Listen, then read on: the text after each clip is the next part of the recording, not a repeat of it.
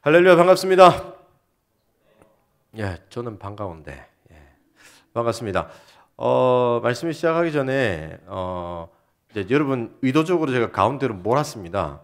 저기 있는 분들 좀 가운데로 몰아달라고 요청도 하기도 했는데 웬만하면 가운데 계셔야 제가 볼 수 있는 곳이 좀 많아질 것 같아가지고 어쨌든 지난주에 한번 인사를 했지만 올해부터 본격적으로 여러분과 함께하게 된 김종영 목사입니다. 오늘 주시는 말씀을 통하여서 은혜 받고 그 은혜 받은 말씀대로 세우시는 우리 모든 지체들 되시기를 주 예수님의 이름으로 축복합니다. 오늘 주신 본문을 가지고 우리의 목적 세 번째 시간입니다. 우리의 목적. 우리가 신앙생활을 하면서 가장 부담스러워하는 것이 있죠. 뭘까요? 바로 전도입니다. 여기서 전도가 부담스럽지 않다 말하는 지체는 없을 줄로 압니다. 우리가 전도에 대해서 부담을 가지는 이유는 뭘까요? 예수님을 알지 못하는 우리의 지인들에게, 우리의 친구들에게 예수님을 전해야 한다는 사실, 그 당연함을 너무나도 잘 알고 있기 때문입니다.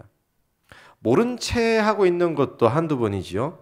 이것이 계속되면 또 다른 죄책감으로 작용하게 되죠. 그래서일까요?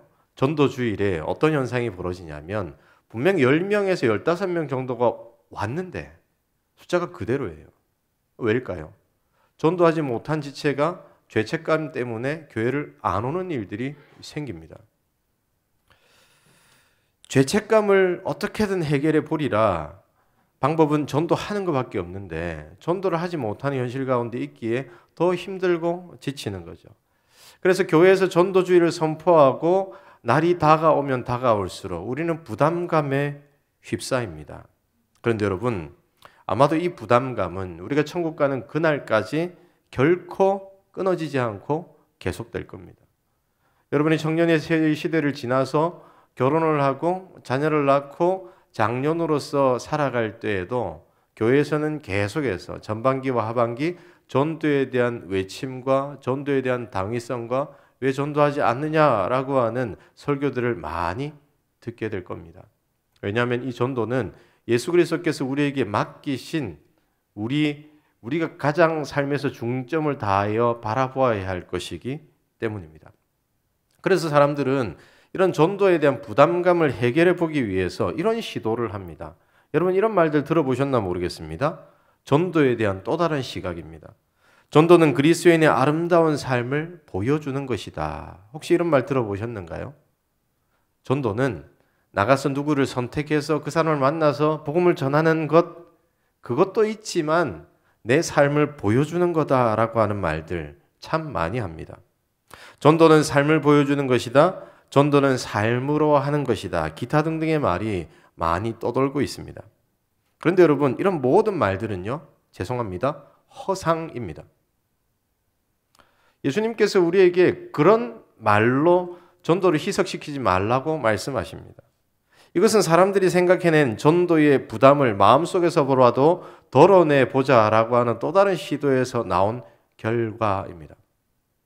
제가 제자훈련 세미나 가서 제자훈련 세미나를 통하여서 전도에 대한 부분을 들었을 때 오정현 목사님이 그렇게 말씀하셨던 게 기억납니다. 삶으로 하는 전도라고 하는 그 모든 말은 허상입니다. 그런 말이 있기에 사람들은 거기 안에 안주하려 합니다 라고 말하면서 전도는 우리가 기필코 해야 할 우리의 사명이다라고 하는 말을 더욱 분명하게 외치는 것을 보게 되었습니다. 물론 여러분 삶을 보여주는 것도 하나의 도구이며 통로인 것은 맞습니다. 그러나 거기에만 머무르고 있으면 어떤 일도 일어나지 않습니다. 삶을 보여주는 것을 통해서 내가 가진 신앙에 대한 궁금증을 다른 사람들이 가지게 만들었다면 그 다음 과정이 있어야 됩니다. 그 다음 과정이 뭘까요? 바로 우리 입술을 통하여서 전해지는 우리의 삶에 대한 고백입니다. 내가 이전에는 예수님을 만나기 전에는 이런 모양으로 살았는데 예수님을 만나고 나서 이렇게 바뀌었다 하는 내 삶의 이야기가 복음이라는 통로로, 복음이라고 하는 구체적인 메시지로 다른 사람들의 심령에 전달되어야 합니다.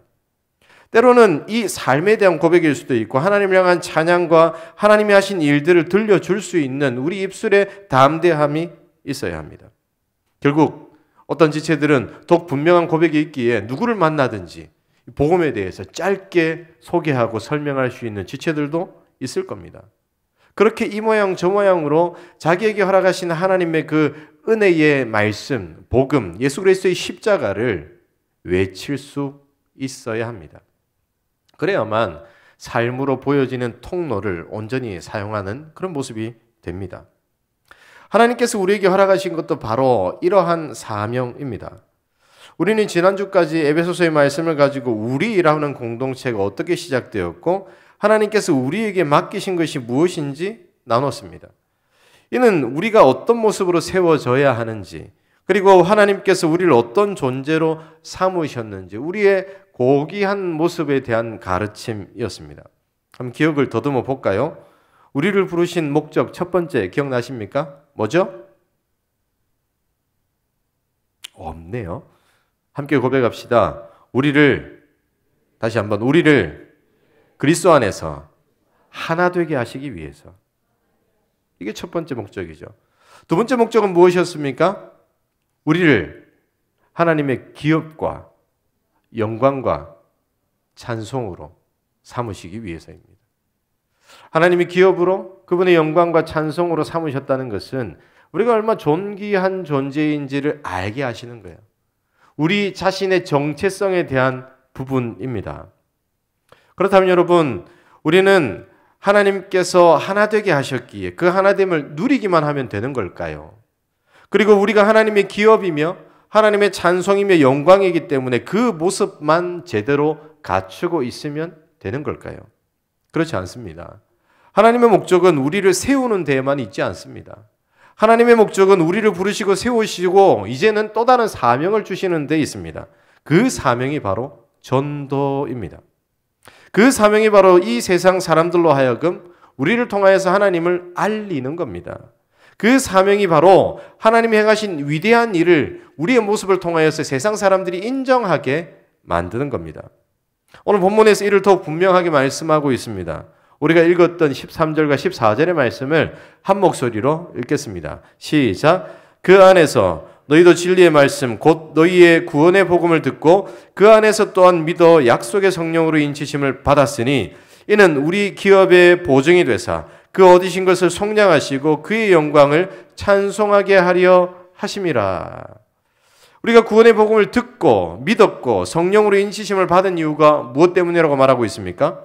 그의 영광을 찬송하게 하려 하심이라. 함께 고백을 해봅시다. 그의 영광을, 다시 한번 그의 영광을 찬송하게 하려 하심이라. 여러분, 하나님의 영광을 찬송하게. 누가요? 우리가. 여러분, 우리를 하나로 부르신 이유가 무엇입니까? 우리를 하나님의 기업으로 삼으시고 우리를 하나님의 영광과 찬송이라는 존귀한 존재로 세우시는 이유가 무엇입니까? 우리를 통해서 하나님을 찬송하게 하기 위해서. 그리고 여러분, 찬송이라고 하는 것은 우리끼리만 하는 게 아닙니다. 찬송을 통해서 하나님이 어떤 분이신지 드러내고 가르쳐주고 알리게 하시기 위한 목적입니다. 따라서 여러분, 우리가 하나 되는 것으로 만족해서는 안 됩니다. 물론 우리가 하나 되어야 합니다. 그러나 그것으로 끝난 게 아니라는 겁니다. 우리의 정체성이, 우리의 존귀함이 어떤 모습인지 깨달아 알고 그 든든함에 머무는 것 중요합니다. 그러나 그것에만 몰두하면 안 됩니다. 그 두 가지를 지나서 우리는 하나님께서 맡기신 더욱더 적극적인 사명을 향하여서 나아가야 됩니다. 그게 바로 복음을 향한 사명이며 그게 바로 하나님께서 우리에게 허락하신 전도의 사명입니다. 그래서 여러분, 우리는 전도해야 합니다. 우리는 입을 열어서 우리 복음의 메시지를 외칠 수 있어야 합니다. 우리가 지난주에도 언급을 했지만 하나님께서는 이스라엘 백성들을 애굽에서 구원해 내시고 가나안 땅으로 이끄시다가 약 2개월 정도 갔는데 갑자기 멈추시고 11개월 20일이라고 하는 1년 가까이의 기간 동안 시내산에서 머물게 하셨습니다. 그때 하나님께서는 이 백성들이 어떤 모습으로 세워져야 하는지 가르치시고 또한 사명을 분명하게 허락하셨습니다. 그 대목이 출애굽기 19장 5절과 6절에 나옵니다. 함께 출애굽기 19장 5절과 6절의 말씀을 한 목소리로 읽겠습니다. 시작. 세계가 다 내게 속하였나니 너희가 내 말을 잘 듣고 내 언약을 지키면 너희는 모든 민족 중에서 내 소유가 되겠고 너희가 내게 대하여 제사장 나라가 되며 거룩한 백성이 되리라. 너는 이 말을 이스라엘 자손에게 전할지니라. 하나님은 이 말씀 속에서 이스라엘 백성들을 구원하시고 그들을 존귀하게 세우시고자 하는 이유를 분명하게 말씀하십니다. 그 목적은 이 민족을 제사장 나라로 세우는 것이었습니다. 여러분, 제사장이 감당하는 일은 무엇입니까? 제사장은요, 하나님께 나아갈 수 없는 죄인된 사람들을 대신하여서 하나님 앞에 나아가 그들의 죄를 고하고 해결받는 일입니다. 그 일들을 감당합니다. 또한 제사장은 이스라엘 전역에 흩어져 살면서 하나님의 말씀을 가르치는 역할을 감당합니다. 백성들을 온전한 삶으로 인도하는 그러한 역할들을 감당했었습니다. 따라서 하나님께서 이스라엘을 제사장 나라로 사용하신다는 것은 이스라엘 백성들을 통하여서 하나님을 알지 못하는 이방 나라에 하나님을 가르치시겠다는 겁니다. 그들 스스로는 하나님을 알 수 없고 찾아올 수 없지만 이스라엘 백성들을 통하여서 하나님이 어떤 분이신지 알게 하시고 하나님에 대한 궁금증을 가지게 하시고 하나님을 간접적으로 보게 하시고 이스라엘 백성들을 통하여서 구원받게 하시려고 하는 그런 목적을 가지고 계셨습니다. 여러분, 만약 이스라엘 백성들이 이 역할을 제대로 감당하지 못한다면 어떻게 될까요? 이방 나라들은 하나님을 알 수 있는 기회가 사라집니다.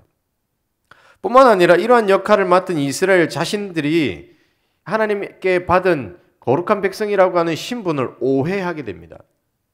그 오해는 바로 자신들만 하나님의 선택을 받은 특별한 민족이다라고 하는 잘못된 자신감에 머무는 겁니다. 이 자부심은 이스라엘 역사 속에서 잘못된 믿음으로 자리하게 되었습니다. 결국 이스라엘 백성들이 멸망당한 이유가 뭔지 아십니까? 우리는 택하신 하나님의 백성이야 라고 하는 그들의 자부심, 그것 때문에 멸망당했습니다.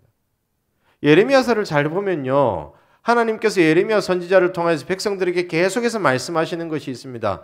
너희들은 이제 멸망한다. 바벨론에 항복하고 하나님의 징계를 받으라. 그런데 그들이 왜 회개 안 했는 줄 아십니까?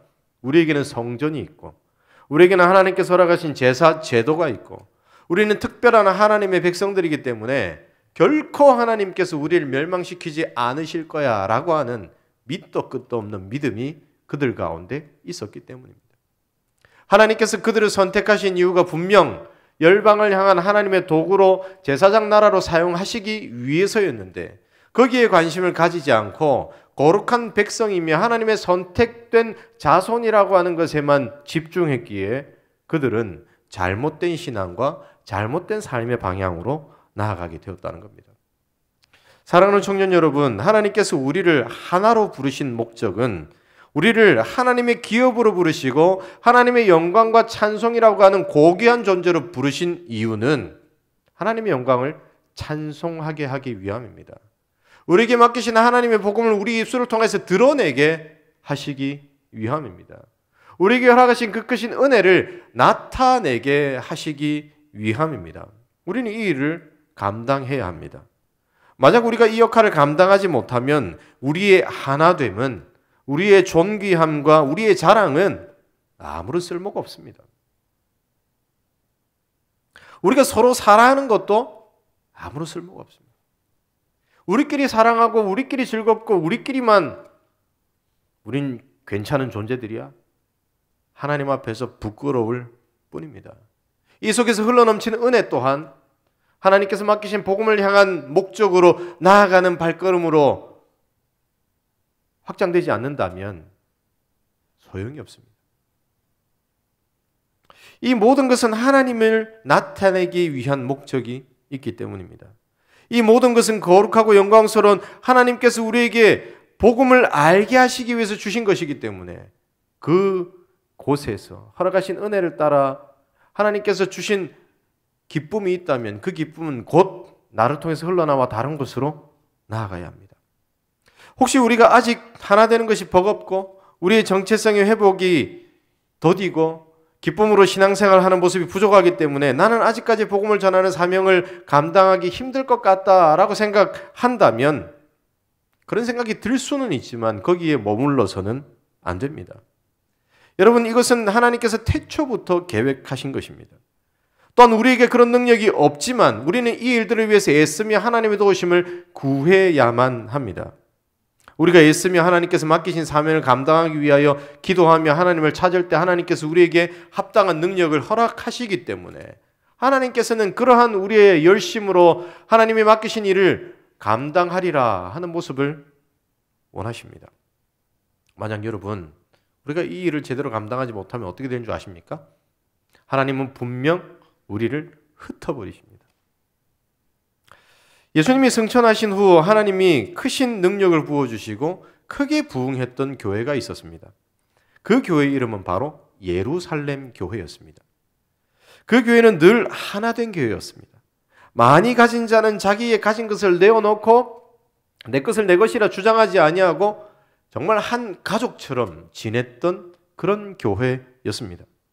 사도행전 2장 43절로부터 47절을 보면 이 교회의 특별한 면모를 보여주고 있습니다. 우리가 함께 한 절씩 교독하면서 43절부터 47절까지 한번 읽어볼까요? 사람마다 두려워하는데 사도들로 말미암아 기사와 표적이 많이 나타나니 또 재산과 소유를 팔아 각 사람의 필요를 따라 나눠주며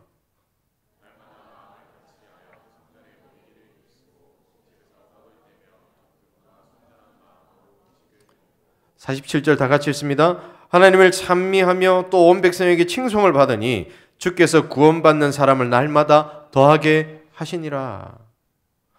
사도행전 4장 32절에서도 이렇게 말씀하고 있습니다.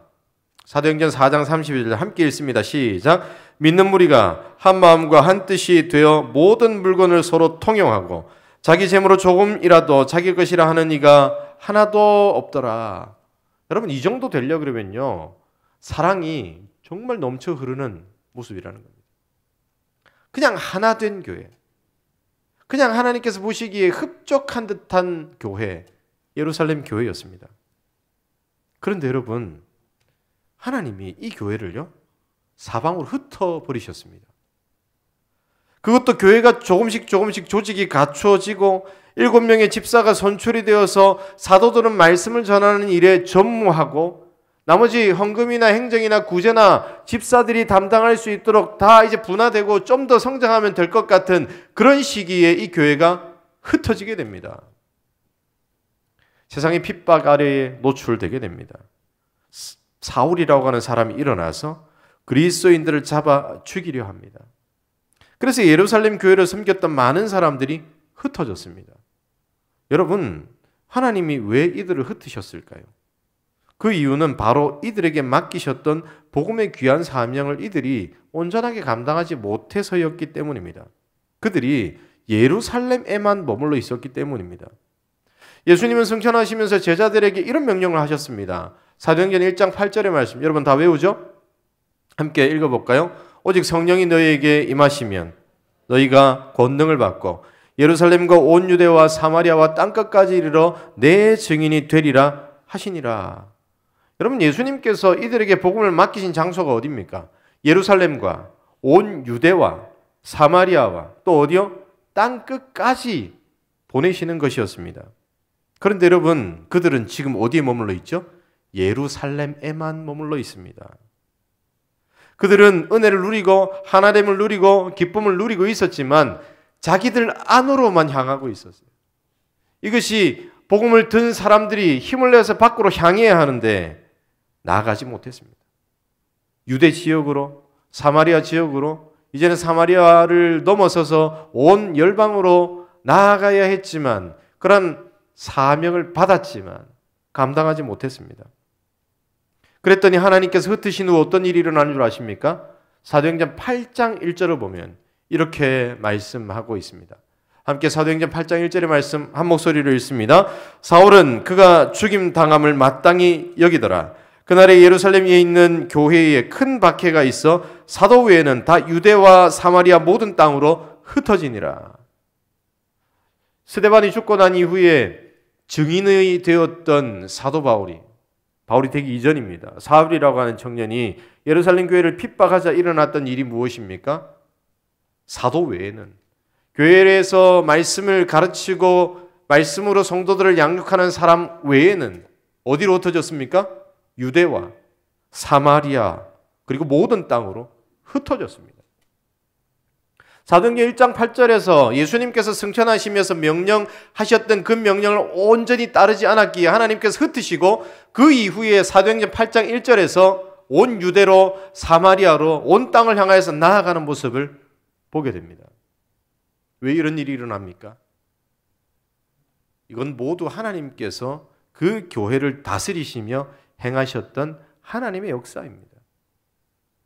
그들이 불의한 공격을 받아서 이런 일들을 당했다? 아닙니다. 하나님께서 이 상태로 가만히 놔두면 안 되겠다 판단하셨기에 예루살렘에만 모여있던 그들을 세상 곳곳으로 흩어버리셨습니다.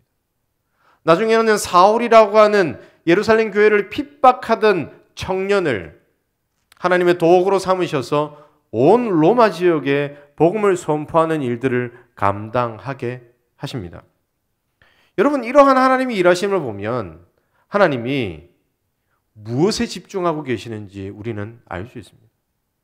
하나님께서 예루살렘 교회를 흩어버리시는 그 흩어버리심이 너무나도 가슴 아플 것이 분명하지만 그럼에도 흩어버리신 이유가 있습니다. 무엇 때문입니까? 내가 누구보다도 사랑하는 내 아들 예수를 십자가에 못 박히게 하면서까지 세운 복음이고 구원의 은혜인데 어떻게 한 곳에만 머물게 할 수 있겠습니까? 그렇게 하나님께서 많은 상상하지 못할 대가를 지불해 가시면서 구원하신 그 구원의 은혜인데 어떻게 한 곳에 그 지역의 사람들만 그 은혜를 누리고 자기들끼리 기쁨과 즐거움 속에 머물러 있는 것, 하나님께서 이것을 가만히 보고 계실 수가 없으셨기에 이들을 유대 땅으로, 사마리아 땅으로, 그들이 사람 취급하지 않던 그런 이방 땅으로 복음을 들고 나아가게 하셨습니다. 사랑하는 청년 여러분, 우리에게 허락하신 은혜를 우리는 받는 만큼 외쳐야 하는 줄로 믿습니다.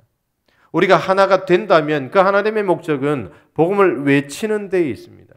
우리가 존귀한 자라고 하는 정체성을 회복했다면 하나님 앞에 그 기쁨의 은혜를 더욱 온전하게 느끼고 깨달았다면 그것을 모르는 사람들을 향한 시선이 우리 가운데 세워져야 합니다. 사랑하는 청년 여러분, 우리가 소망해야 할 것이 무엇이겠습니까? 우리가 어떤 모습으로 서야 하겠습니까? 바라기는 복음을 충분히 전할 수 있는 그런 모습으로, 복음을 외치는 데 부족함이 없는 그런 온전한 모습으로 세워지기를 주 예수님의 이름으로 축복합니다. 이를 위해서 우리가 예수 그리스도의 십자가 안에서 하나 되는 겁니다. 이를 위해서 우리가 존귀한 자라고 하는 그 깨달음의 은혜 앞에 서는 것입니다. 바라기는 이런 은혜를 경험하고 그 은혜 위에 서는 우리 모든 하나님의 백성들 되시기를 주 예수님의 이름으로 축복합니다. 우리가 2월에 수련회가 있습니다. 이때 저는 계획하는 것이 있습니다. 수련회 첫째 날 저녁이 될지 둘째 날 저녁이 될지 또 여는 예배가 될지 닫는 예배가 될지 아니면 매 예배 순간마다 일지 저는 전도를 이때 작정해야 되겠다라는 생각을 가집니다. 전도주일이 다가오는 그때에 작정한들 의무감에서 작정하는 거잖아요. 근데 그게 아니라 한 해를 살면서 내 지인에게, 내 이웃에게, 내 사랑하는 친구에게, 내 사랑하는 가족에게 전도해야 할 사람들이 분명히 있을 텐데 그들을 한 사람씩 두 사람씩 작정을 하고 그들에 대한 마음을 가지고 기도 제목도 써내는 시간을 수련회 때 하고자 합니다. 혹시 이것 때문에 수련회 안 가? 이런 얘기 없었으면 좋겠는데 설마요? 그리고 더 추가적으로 개인적으로 신방을 하면서도 물어볼 겁니다. 야, 전도할 친구가 있니? 너 작정을 안 했던 것 같은데 작정을 해야지요? 또 이런 얘기하면 또 신방 안 받는다고 막 이렇게 하는 지체들이 생길 것 같아서 저는 신방을 하면 꼭 그런 얘기를 하리라 마음의 결단을 하고 그 신방을 아마 수련회 끝나면 또 작정 안 한 친구들 찾아다니는 신방을 하지 않을까. 결국 뭡니까? 하나님께서 우리에게 맡기신 복음을 우리가 누리고 그 은혜 위에 거해야 하지만 나만 가지고 있어서는 안 되는 거예요.